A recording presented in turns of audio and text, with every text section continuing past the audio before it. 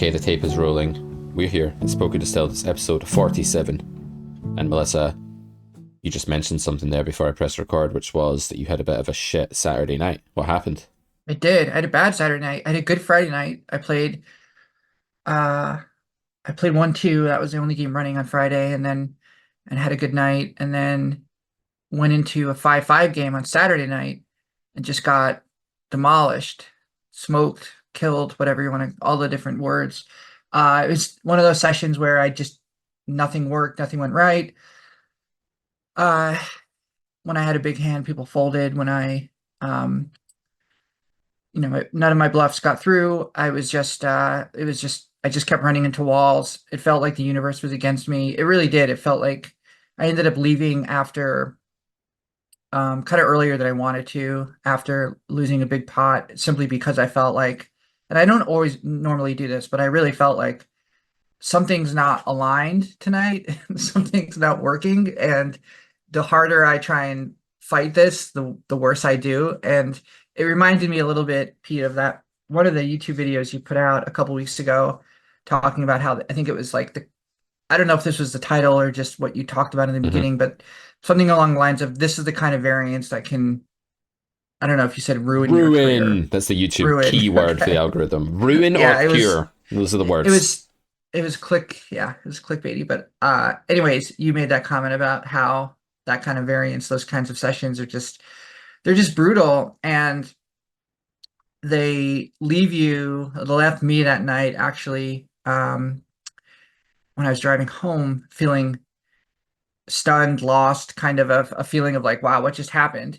And uh yeah, not fun at all. And then I was going to play the next day, and I actually took the day off because I was still, again, I don't normally do this, but I felt really, I don't know if it was tilted or just still not in my right mind. Like I didn't even feel like sitting down and playing because I felt like every hand I played was just going to be a disaster. Yeah. And so I just waited 24 hours, but I played last night. I felt better, so I'm over Yeah. it. It's like when the toxins of that are still in your bloodstream, you almost feel like Yeah, before you play a hand, that hand is already tainted by the echo, like the yeah, sort of aftershock of the earthquake, and yeah, you're not gonna be able to do anything good. yeah, yeah. And it's just like all this, it's one of these sessions where like everything goes wrong in the sense of, you think, well, I have ace king here, so it's maybe less likely that my opponent has kings in a four bet pot. And then the flop comes out with a king, and you think, well, now it's really not likely that I'm up against kings, and you're up against kings. Yeah. Versus ace king with a king on the flop, and you get stacked and it's like, it's cash, it's live cash, so it's not 100 bigs. In this case it was closer to 400 bigs, and so that's the other thing. It's like with cash, you can lose two or three buy-ins, and it's just different than Yeah. losing two or three buy-ins when you're buying in for 100 bigs. Yeah.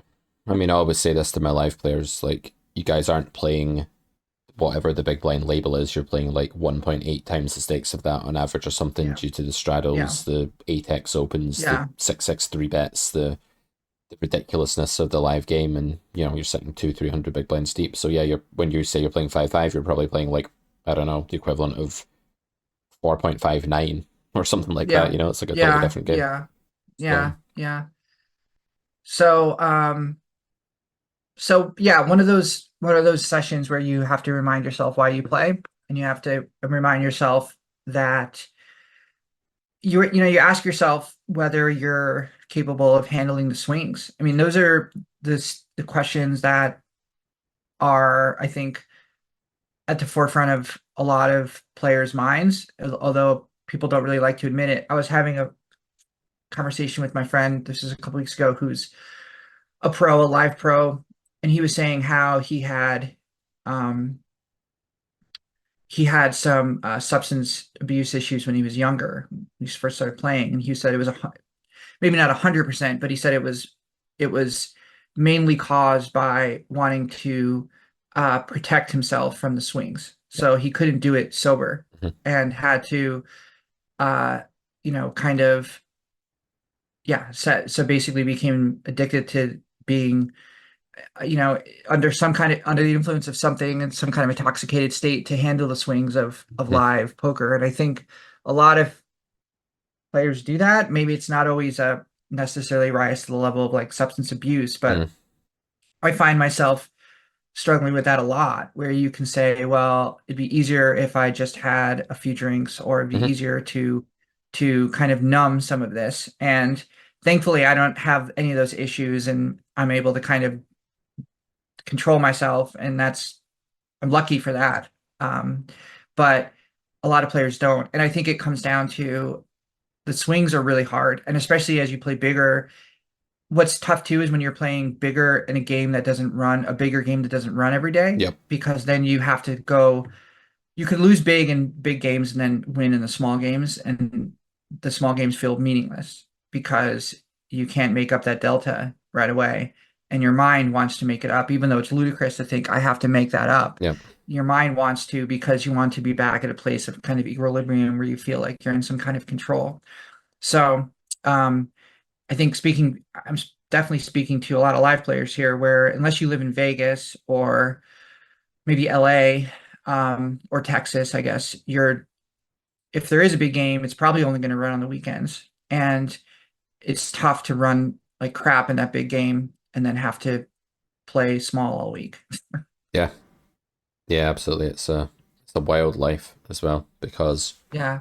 when you're playing live and you're stuck in a big game like that, you're like at the table and you sink into your own little hole, and the room is happening around you. The rest of the table is Yeah. happening around you, and you're in this little isolated island, and it's a lonely place. Um, yeah, I think that we are just always going to be fighting and battling against our own selves, against our nature, just to survive as poker players. And that brings us like the first point. If you recall last week, audience, we outlined the first 3 points in Ryan Holiday's book, The Obstacle is the Way. And these were points about will, about strengthening the will, the spirit of the psyche, if you will, so that you can endure the tougher times. And last week we talked about um, preparing yourself for tougher times and a couple of other things. But we've gone to number 4, which was actually like accepting the things that we cannot control. And I think this is a good segue, because like what you're talking about and what you experienced on Saturday, I think 80-90% of it is the battle to accept the things that have happened, whether you like it or not, and then the mind fighting against the fact that they happened.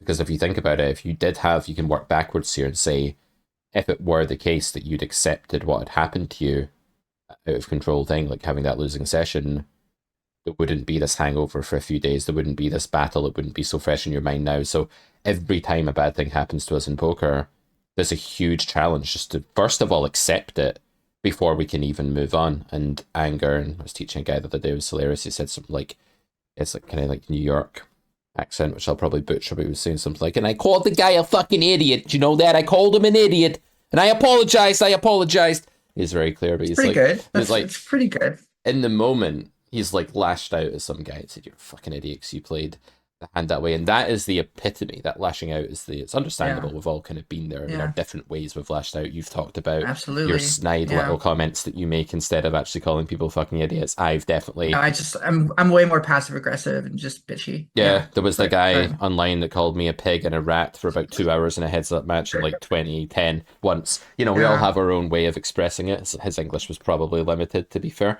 Um, so like, we have this absolute rejection of reality, which is anger or defiance or like the sort of bratish, just being extremely disagreeable to whatever's happened. And then there's a spectrum of like processing that then moves to acceptance, and then that's where peace comes, and that's where we get back in the game, and then it becomes the downswing becomes a distant memory. And I'm sure 6 months from now, that night's just not. It's going to be like Yeah. a tiny little blip on the horizon. It's not even going to be something you really care about. But getting from A to B, you'd think that once you've done it a few times, you would get better at it, right? You would think like, well, I've processed this loads of Yeah. times. I've been here before, but it's almost like every time you're here, your nature as a human hasn't changed. Maybe like the Right. tools you've ingrained, like the certain neurons you can cause to light up, like your pathways to handle it have improved a bit. But the default reaction, the default mental state and emotional state you go into is always going to be a belligerent rejection of reality when a bad thing happens to you in a game of chance for resources. And it's maddening because it's like, why the fuck can I not just react in a reasonable way just once, like given that they've gone through this so Yeah. many times, but you can't Yeah. because you're always battling against your nature. And Stoic philosophy is like, oh yeah, just accept the things that you can't control. Oh, it's like, oh great, man, yeah, is that all I've got to do? Just accept the things I can't. Great, awesome, Yeah. but it's almost impossible to accept some of the things that we Yeah. can't control, right? It depends on the nature of the thing. So yeah, weird. Yeah. That's it reminds me of so Bertrand Russell's criticism of Stoicism is that it's essentially, I'm probably going to butcher it, but Mm, basically he talks about how um essentially you're talking about you're kind of turning upside down the, the elements of human nature. So the idea of like what's bad is good really is such a fundamental shift that it completely it kind of pulls the rug out from under itself in the sense that, well, what's the point of anything if you really get down to it? Because his criticism was that, okay, so a Stoic says, my spouse or partner just died, so the obstacle's the way. This is going to get me to my next level in life, or yeah. whatever you want to say. I want to level up now. That's Hmm. used kind of crude, but it's the example that he gives where it's like it's ludicrous to think that as human beings, those kinds of things are essentially, like a good thing for us in Mm, a way. Like this idea that we can ignore our attachment to things, to people, that we can ignore kind of who we are, our own nature, is ludicrous, and it also is meaningless because if Stoicism is true in the sense that that means that nothing's true, because it means that everything that happens to us is always going to be positive. mm, So therefore, there's nothing to offset it. So in other words, it's like the we're able to kind of negotiate the world in a kind of 0-1 binary manner. It's like things are good because they're not bad. Things are bad because they're not good. mhm. And his criticism was that Stoicism erases the binary, which is ludicrous. And like I said, he says it a lot more elegant than I just did, but essentially, I don't think that that's 100% right, but I think that that's an interesting criticism of Stoicism as just kind of a general philosophy. Yeah, I'd like to quote my embarrassingly corny younger self at this point in time because there's a poem I wrote a long time ago that's come into my head right now, and one of the stupid lines from it was, "My nectar is pleasure, my poison pain is very simple inside my brain." And I think like How do you remember that? That's so I funny. don't remember the whole. That poem was called "Subjective Hedonism for Beginners." It was like a ridiculous rant about like I don't know. At one point, I convinced myself that a form of like hedonistic idealism was true, where like for anyone who doesn't know what that means, it's kind of like pleasure seeking and pain avoiding, but in a very subjective, inward way, where the condition of the self and the thoughts and experiences of that mind, if you like, are kind of like the only thing that matters. It's almost nihilism, but there's Hmm. this bastion of the Hmm. self. It was kind of like that. I don't remember the whole thing, but it was like a big rant from like over a decade ago. And but when I think about that line today, I'm like, well, that's pretty similar to like Russell's always been my favorite philosopher, even if my views have become a bit less Russellian in recent times. But like, I think that's kind of his idea: is that pleasure is nectar. What is nectar? Nectar is a chemical Hmm. compound that Hmm. is necessarily and objectively good for the bee, right? The nectar is good for the insect, not the bee. The bee, like well, any insect, right? It's like suckling on the plant with its feet. It's gathering up the nectar. You can spin that any way you want. You could try and be a stoic about it and be like, actually, the nectar's not good. I don't need it. But no, it is chemically good. There's a molecular, Hmm. Hmm. physical reaction happening there that's out with the insect's control that means that that's good. And there's no way you can reframe it. It just is good because it leads to the prosperity and the flourishing of that species. And all of those things being prosperous and Right. flourishing and Right. reproducing feel good to the species, right? That's what it is, unless you're wired differently to the norm. Right. And then poison being bad, you know, my pleasure's nectar, my poison pain. Like poison is bad.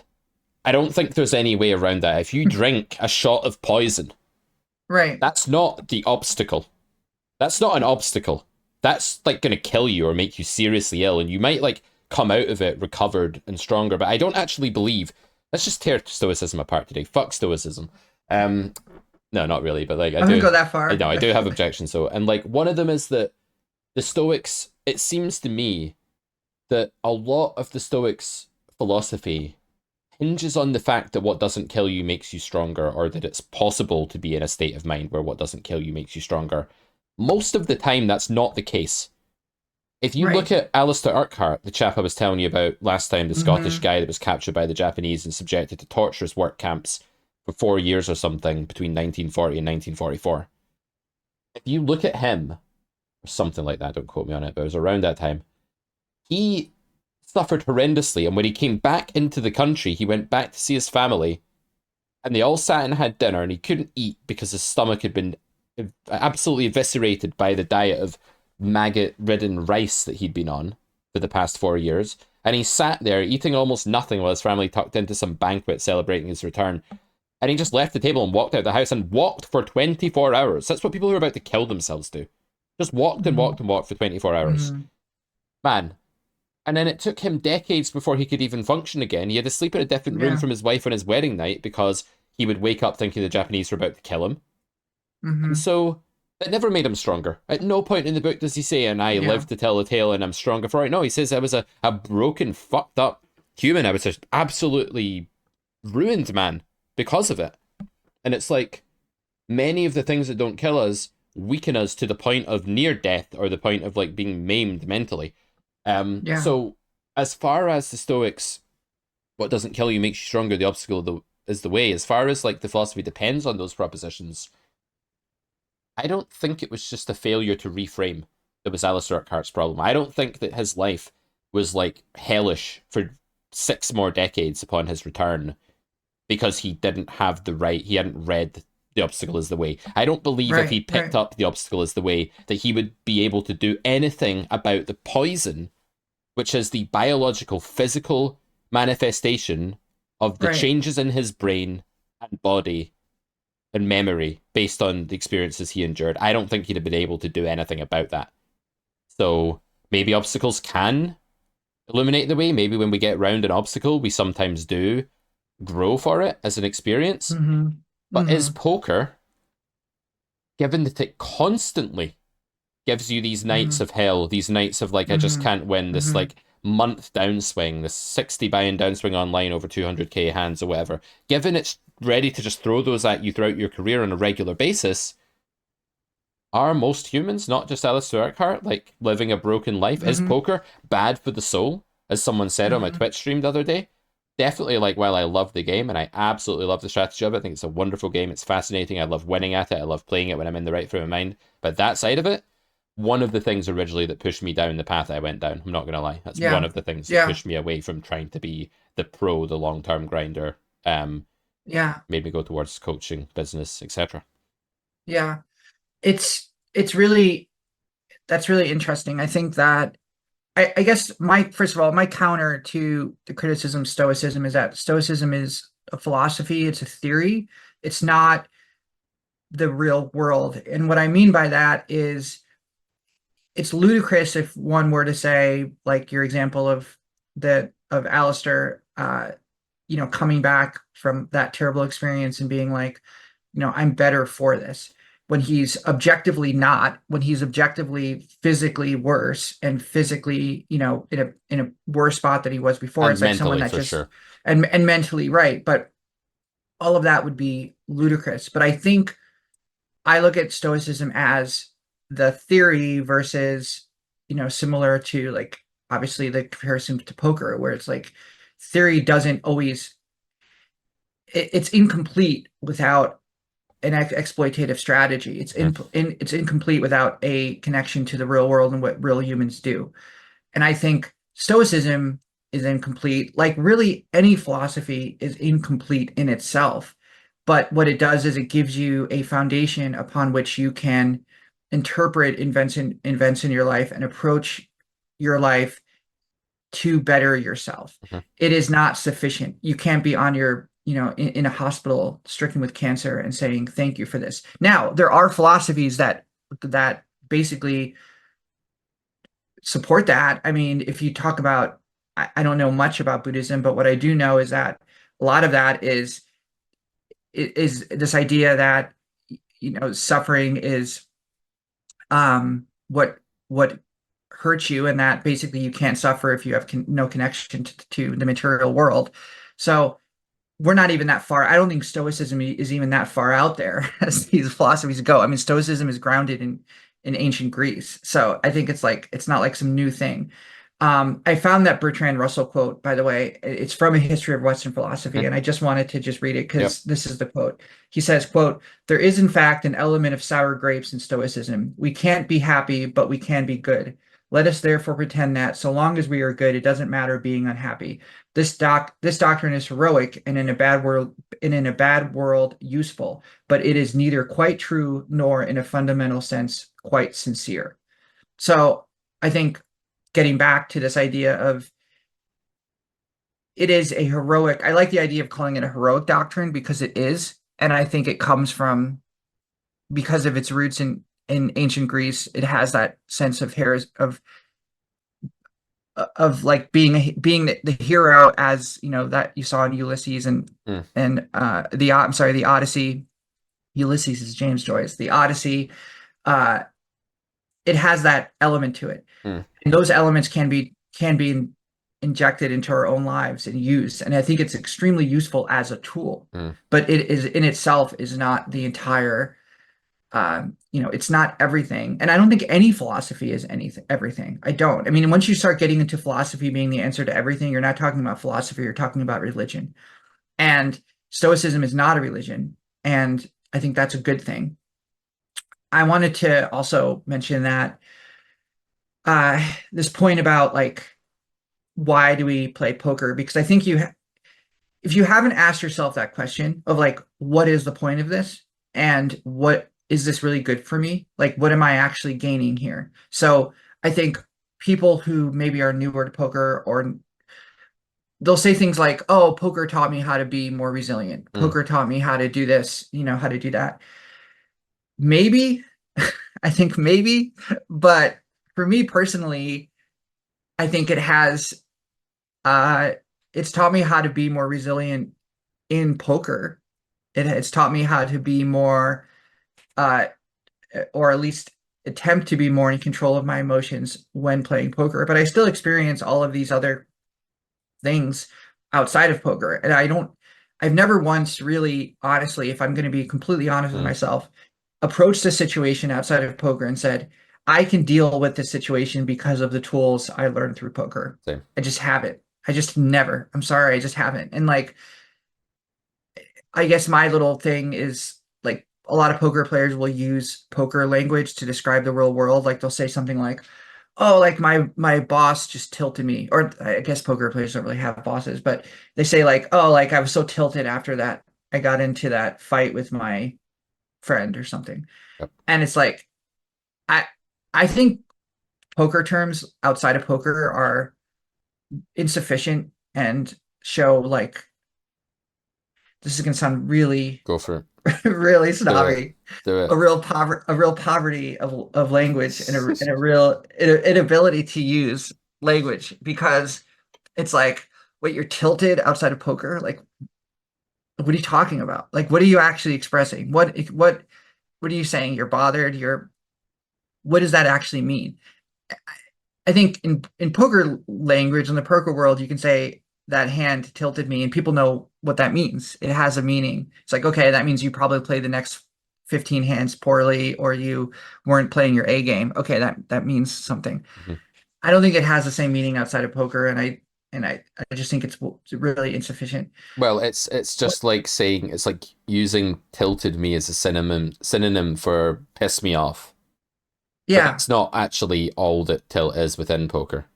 Tilt means more than right. that. It has this like temporal connotation of like, and after that, therefore I played my C game. Yeah, no, I see Right. that. The other one that annoys me is, oh, I said I was talking to my wife and I mentioned that like that dress didn't look great on her. That was really minus EV for me to say Ah, that. And it's like, ah, it's ah. the it's the poker nerd's attempt subconsciously to reduce life to a binary EV world like Right. poker so that by Right. taking out the richness of the myriad different emotions on the emotional spectrum, you then just have good and bad. You just have like plus Right. EV, minus EV, max EV. It really bothers me when like a student, and it's not the student's fault because they think they're doing something like funny or they're making it like relevant to me because I'm a poker guy, and they'll say like, "Oh yeah, you know, this thing happened in my life, and but it was okay. It was plus EV in the end because blah blah blah," and I'm just like dying Yeah. inside. Like, yeah, it's super fucking tilting because I just did it. You know, just use tilting in that way, but it probably does tilt me in the sense that for the rest of But the you were coaching talking session, about you were talking about in the context of a poker conversation with a player. well, I'm talking, maybe yeah. you could argue that my Okay. level of coaching was then bad after that because I was too angry about the fact that they said plus EV, so it threw me off my coaching again. Yeah. But anyway, yeah, where does this all fit into things? How did we get onto this, like using the poker language Well, outside of poker? I want to, uh, I don't really know, but what I was going to say is that, oh, I know why I was talking about like asking yourself the question of like, what has poker actually done for you in a fundamental, Right, in a non-financial sense. right. I think that, um, I don't know. Sometimes I can't answer their question and I don't really feel like answering it now, but Mm, what I'll say is that I think, um, what what poker forces you to do is it forces you to confront a chaotic world where nothing's guaranteed, narratives don't matter, and you have to, as best you can, divorce yourself from all of that. And I think if you can do that for the short amount of time or the brief amount of time that you're playing in a session compared to when you're not playing, I think there is that in itself is a kind of victory. And the example I'll give from Saturday night is that what was tough about that session and that what's why I felt like I kept getting beat up is that I'd be down a buy-in or two and then I'd kind of claw my way back and I'd be down less than a buy-in. And sometimes I would be like, oh, I can see the light at the end of the tunnel. I may break even today, and then I'd get smacked right down again. And that happened like two or three times. mm, And I remember thinking to myself, this is really awful. yeah. And that I've had sessions where I've lost more than I did, but there was something about that session that made it so hard because it felt like you gain so much you come up the mountain and you make progress and then your progress is immediately wiped out. So that is, I think, the hard part where poker can feel like you're just torturing yourself and you question what am I gaining in this other than just mental anguish and stress? What is the point of all of this? Now, I understand that these are just thoughts that go through most players' heads, maybe when you're having that kind of a session. And I certainly don't feel like that every time I play. That would be ludicrous. I wouldn't play if that was the case. Mhm, But part of the reason why I didn't play the next day and I still had those toxins in me is because I thought to myself, why would I want to knowingly enter that world again? Like, there's a lot of other things I could be doing today. mhm, It's Sunday. I'm not, working. I could relax. I could read. I could watch a movie. I could do a million different things. It mhm, was nice weather. I could go outside. Why would I go sit in some dusty room and with no windows mhm. and subject myself to that again? No, thank you. Yep, yep. Someone said on my stream the other day, I think I mentioned this earlier, but it was something like poker impoverishes the soul, it makes the soul poorer, or something like that, which I Yeah. found like kind of reminded me of it when you said that it was like impoverished Yeah. language to say it tilted you outside of poker or whatever. Um, and Yeah. I was thinking, like, do I agree with that? Because it's a really like stark claim. It's like a really sort of harrowing thing to contemplate. Like, does it make you poorer? Like, and I Mm. imagined like what I'm doing for my career, like what I'm doing for a job, and that is, being mainly a business person and creating training content and coaching and all of that.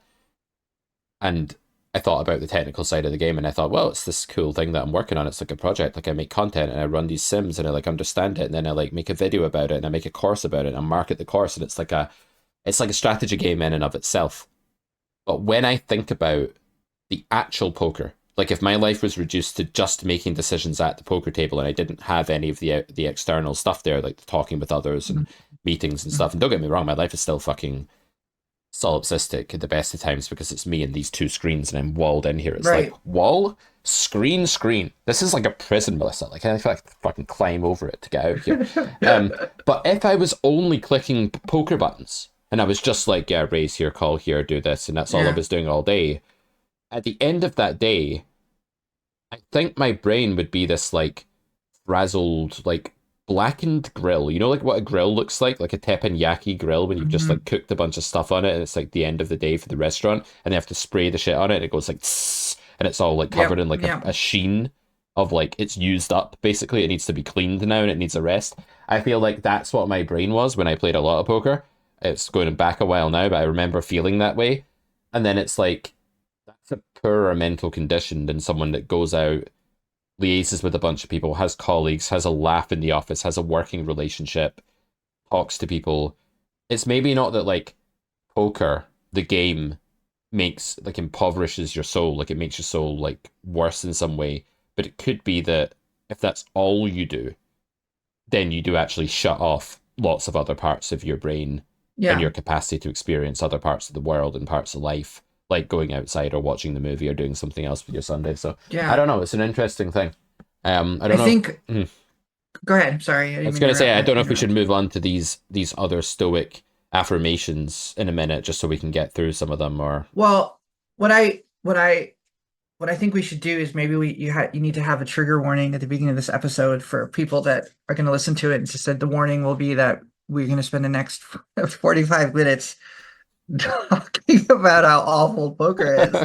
But maybe we'll title this episode like brutal honesty or something like that, yeah, because I think there's something to be said about this constant need I have and maybe other players have for this positive affirmation where there's a reason I'm doing this. And yes, I'm on this terrible downswing or I've had this terrible session, but you know what? I'm resilient and I'm going to come back stronger. And this is good for me. And it's like maybe sometimes things just are awful. hmm And maybe you're not better off for having gone through that. Maybe you're actually financially worse off. And mentally, spiritually, whatever, worse off. So let's contend with that. And so I'm going to make a bold claim and say we have some more stoicism, more stoic points to go through. But I think that for today, maybe it'd be best if we just stuck with this kind of theme of like talking about the things about poker that are awful and the hmm questions that go through our heads as to why we do what we do. yep, And for you, the question of why do you do what you do, even with your business? hmm And the fact that from my perspective, I look at what you do and I think, well, the part that comes off to me is like a really unique kind of special part of your job, and that what you've created is this world where you just basically talk to people from all over the world, hmm and you have relationships with people from all over the world that you wouldn't have were it not for poker, that you wouldn't have were it not for your business. So aside from the strategy and the spending hours with sims and all of the other stuff that you've done or you do, there's also this world of like you get to engage with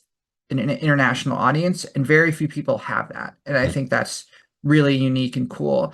And I mean, from my perspective, I think the stereotype of the online player is someone that just sits in their room all day and doesn't talk to anyone. hmm And the reality is that through, Carrot Poker School and the Discord and everything, is that you created a world where people can talk to other people and have contact beyond just their own little internal worlds. And I think that's really important. And even for live players like myself, I have I have like a pretty big group of people that I know who play and who know me. And so I look at it like at the end of the day, I wouldn't have those relationships if I never played.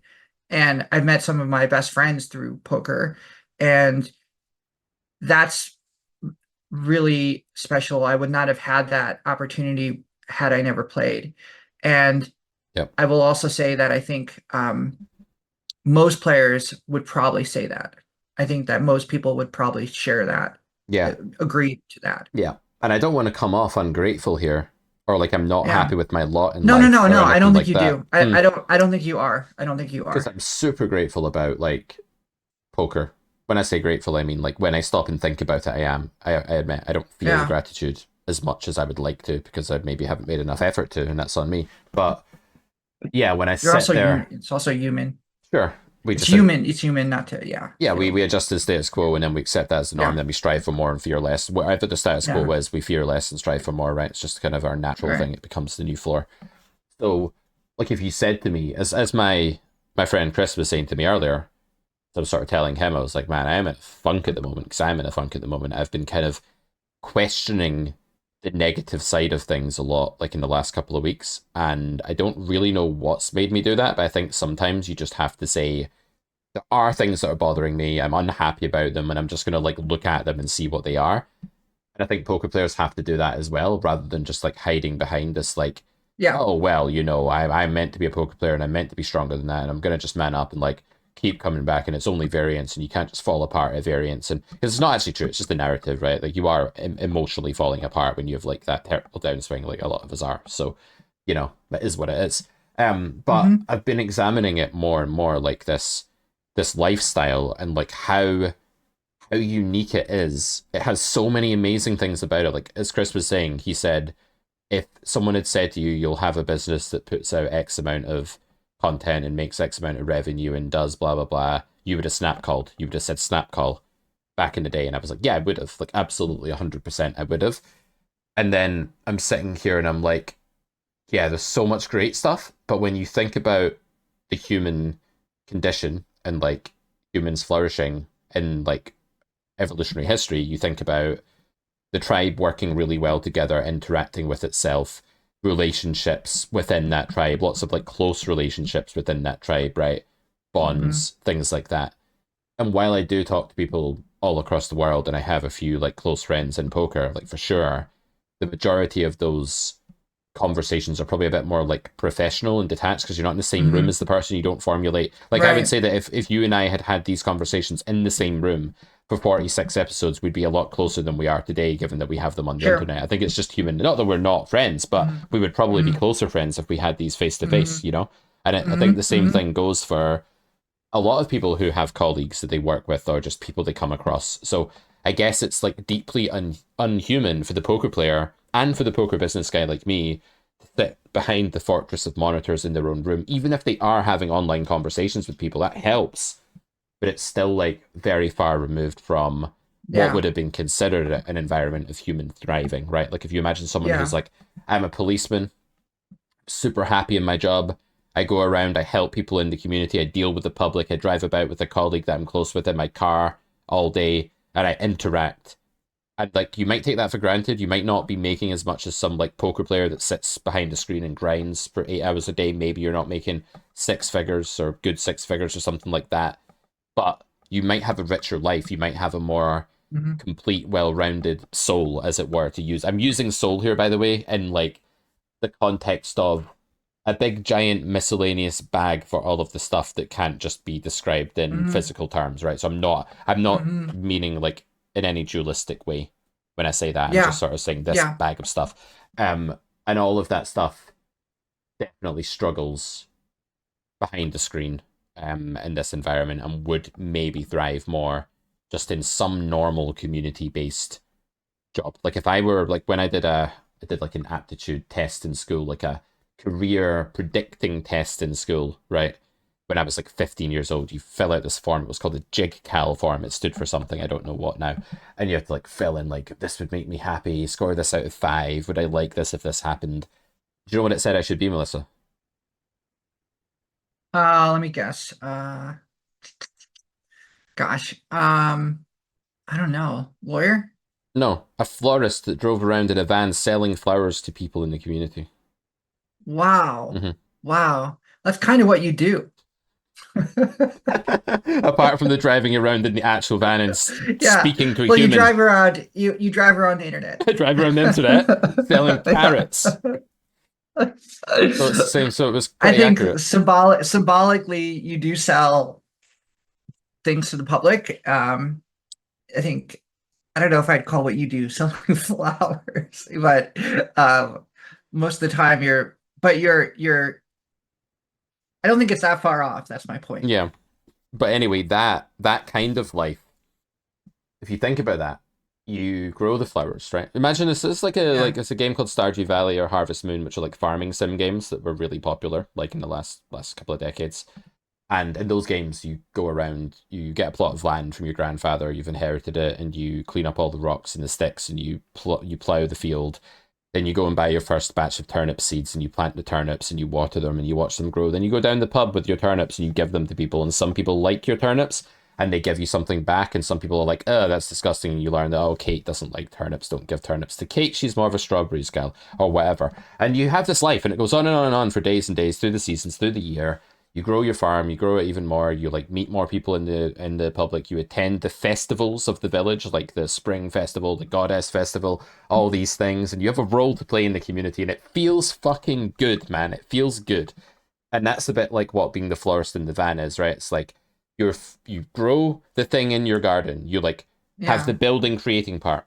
Okay, we have that. We have the course creation. I do that. I build sims, I build courses, I put them together in a PowerPoint, hand replayer, brand it, put it on the website, do all of that. Then you have the driving around, right? And like selling it to people. You have like going around the internet, doing Twitch streams, YouTube videos, podcast interviews, etc., etc., marketing emails, MailChimp, whatever you Hmm. want to call it. Hmm. And then you have like taking the money in and looking at the balance and reinvesting some of it to buy new seeds, to buy new flowers. So that job and my job have all of the same things in common, but there are two key differences. The first is that what I do on the internet, because the internet is this powerhouse efficient machine, and because poker is like a pretty high income market, we can price things fairly expensively, right? That's just the nature of it. You can make more Hmm. money out of poker in the virtual world than you can driving around as a florist, where your income would be severely capped by all of the physical restraints. That's the first difference. The second difference is the florist guy in this sim, this world, speaks with the librarian. It's like, oh, how are you doing? How's that thing you're working on going? Here's the flowers, blah, blah, blah. Of course, the world Right. doesn't work like Right. this anymore. And a guy that drove around with Yeah. flowers would be a creep these days. But at some point in time, he would have been a legitimate member of the public, right? And that's the second difference is that this societal interaction, being part of something, and like this is Stoic aim 7, aim towards a higher purpose, aim towards something greater than the self. It's Hmm. hard to do that as a poker player. It's even hard to do that for me as a poker educator. Okay, I can say I'm helping these people learn the game, etc. But that doesn't feel so satisfying when it's just happening virtually. I don't see them going through the course. They just buy it and I know they've Yeah. bought it. And sometimes there's feedback Yeah. and that's great. But there's not a lot of feedback, honestly. There's just a lot of like checking numbers and stuff like that. So maybe that's the main difference, right? And the poker player's life is just like if he's not doing the business side of things, he's not coaching, he's not making courses, he's just like playing poker behind a screen, then it really is just like constant microtransactions with the self, just the self against these screen names Right. that pop up and making strategic decisions over and over and Right. over again. That's the furthest thing ever from the florist driving around or the guy in Stardew Valley, right? It's so far from it. Yeah. Yeah. I'm gonna I'm gonna be continuing. This is gonna be like me at my most pretentious this episode. Uh which is probably like every other episode. But I'm gonna add number 9 Mm. to the notepad.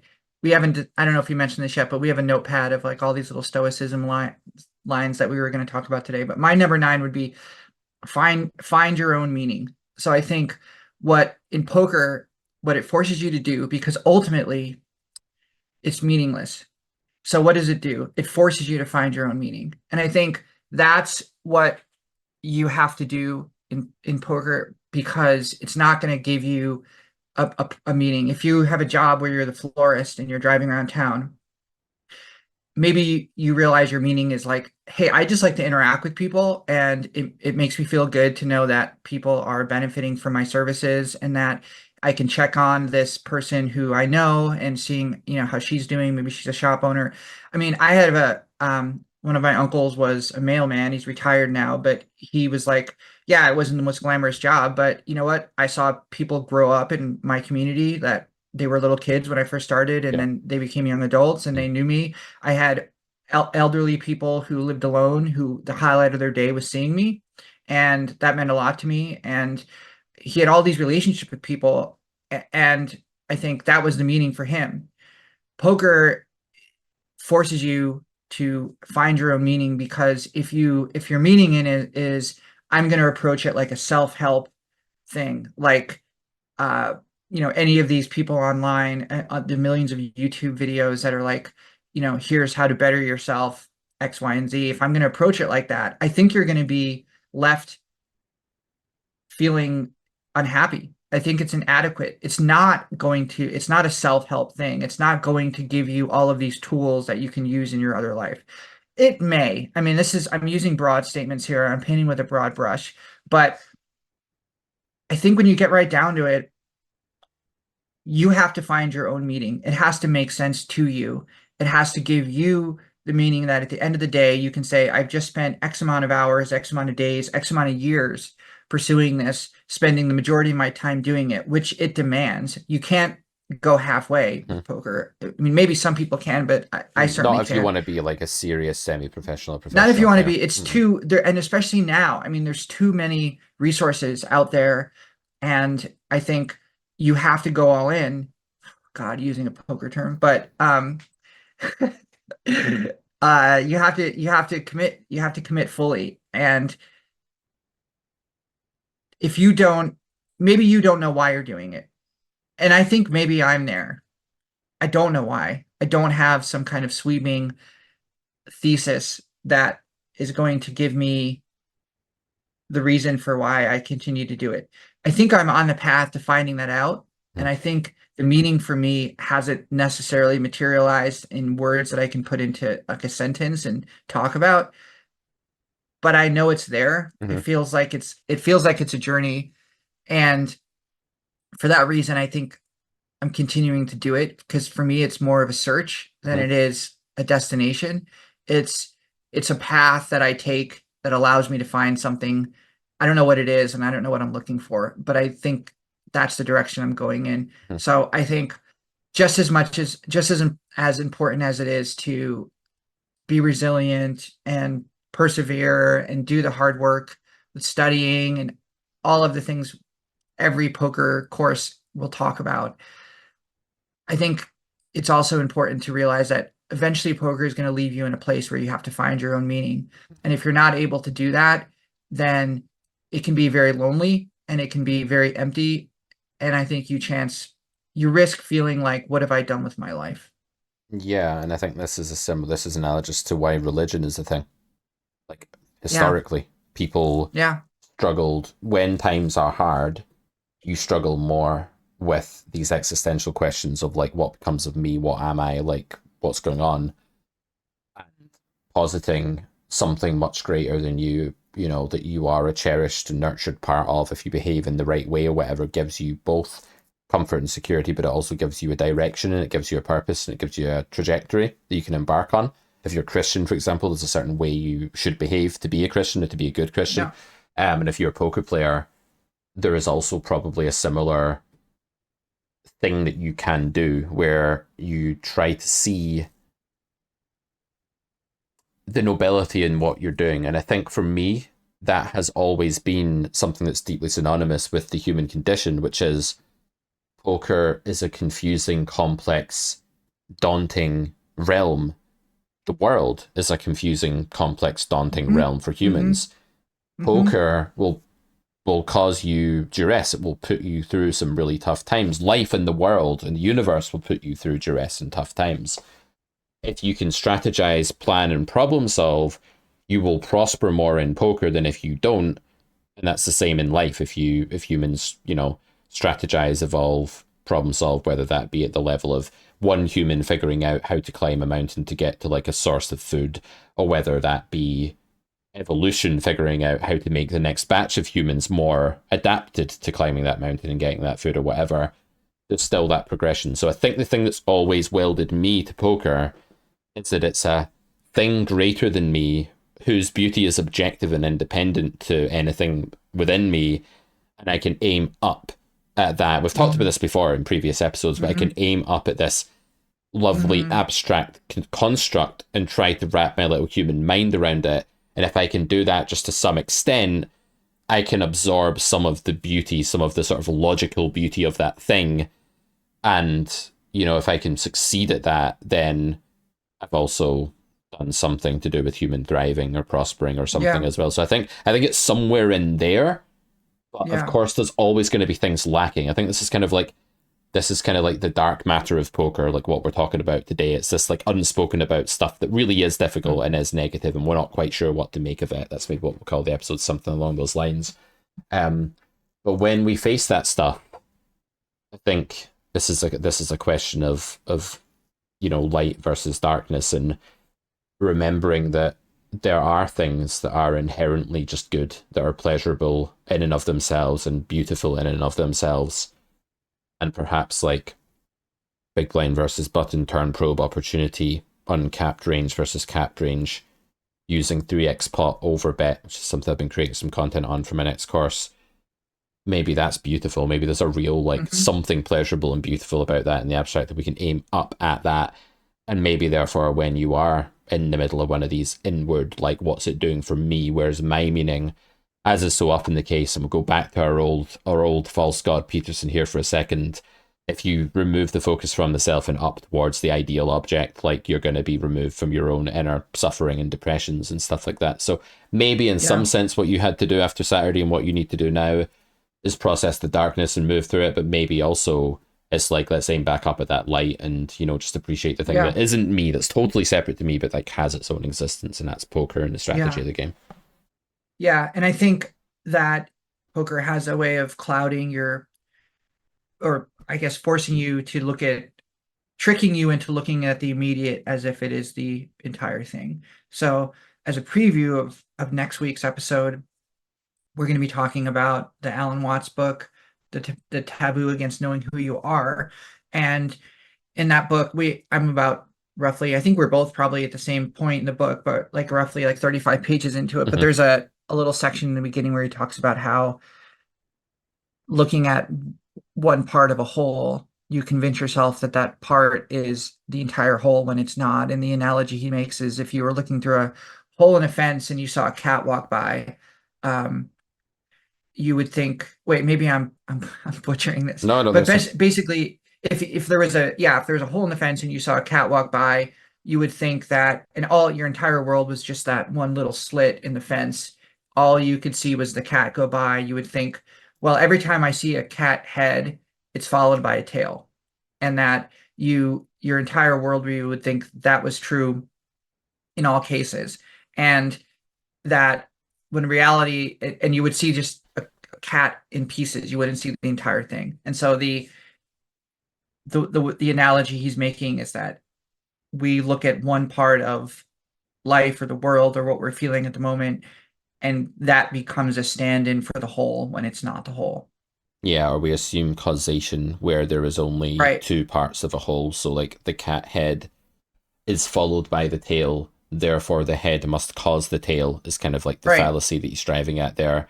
Whereas if we were to look at poker and we were like just to like forget the objective beauty and the whole grand scheme of what it is for a second, but we were just to see like there was this played poker and then miserable drive home where we felt terrible because Right. we're concentrated on those two things. We go, poker caused the misery. And while it's true that that particular poker session caused the misery, because the whole of poker, the sum of poker, isn't just that particular session, it just feels like it is in that myopia, that temporary myopia as you're driving home.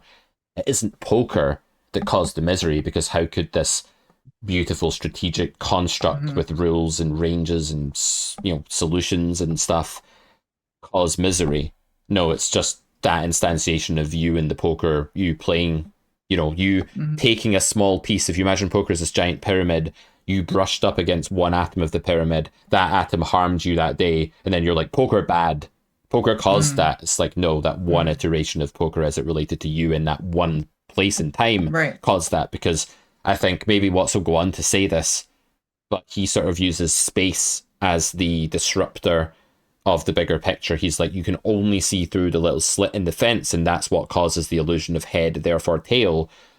And if maybe we could use that in time as well, like if we only see the Hmm. universe at the point in time at which we exist, we struggle to see, in his sort of idea, the bigger thing that we're all actually a part of. He thinks that it's very weird, and we'll get onto this next time, but he thinks that there is only God, and God is identical with the sum of all the things that exist, and we are all a fragment of God, so we're actually just two parts of the same, two tiny instantiations of the same God, like exploring himself and doing experiments on himself. It's very, very fucking weird, and I don't know if there's any ontological basis for it.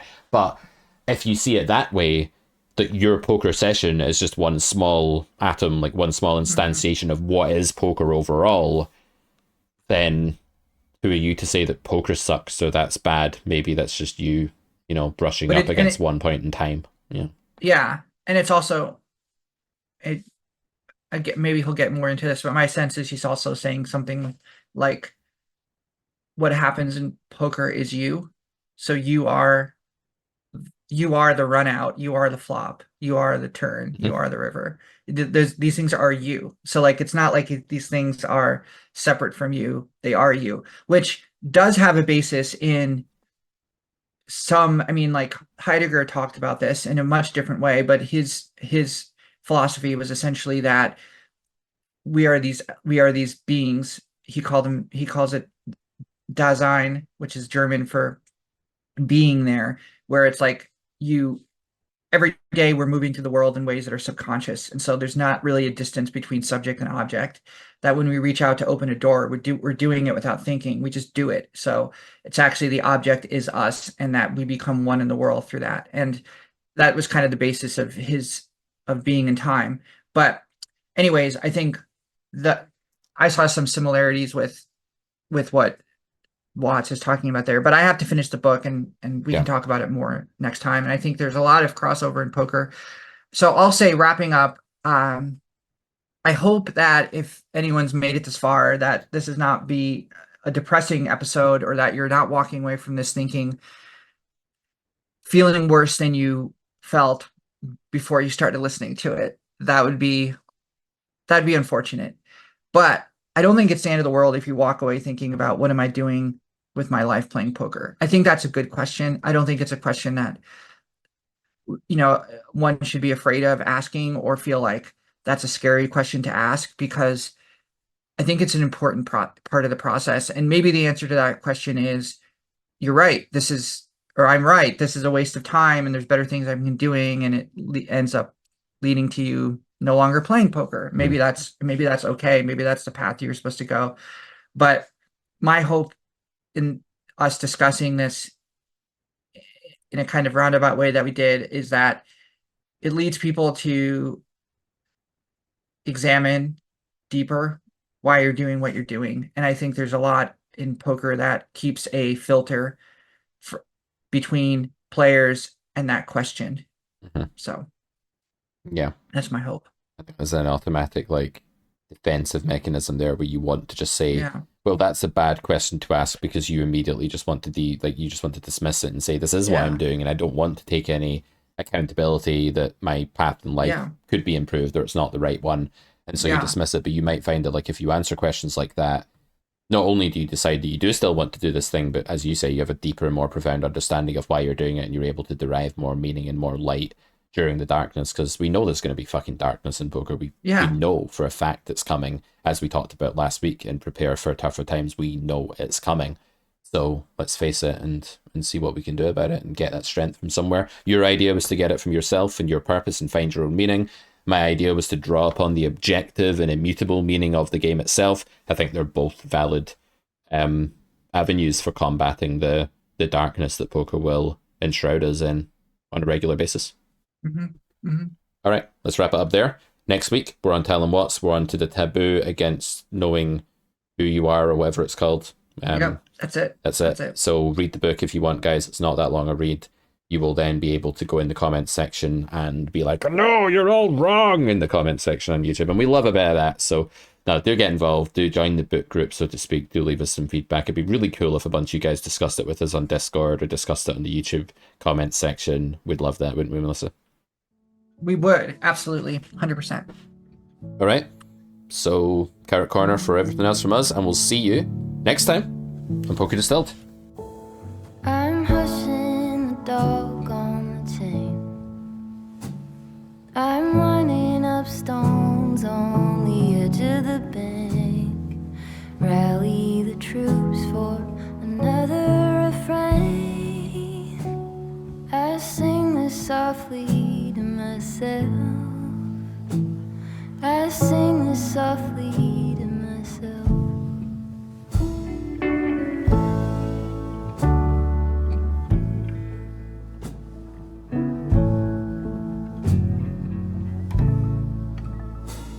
I'm buried beneath the sand. There's no way to speak or reach out my hand.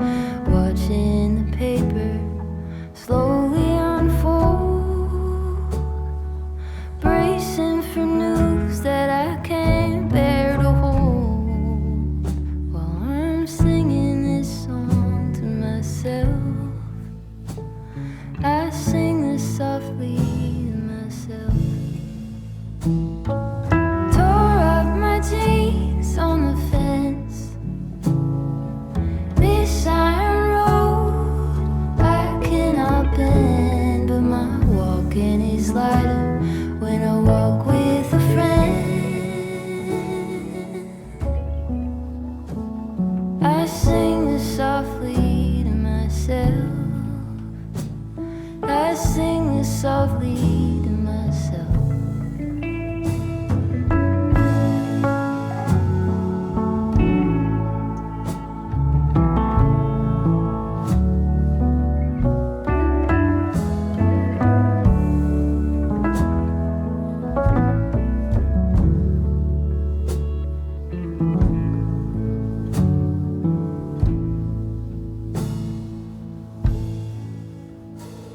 I'm waking up early again, sitting alone and listening in. There is no separation from you in the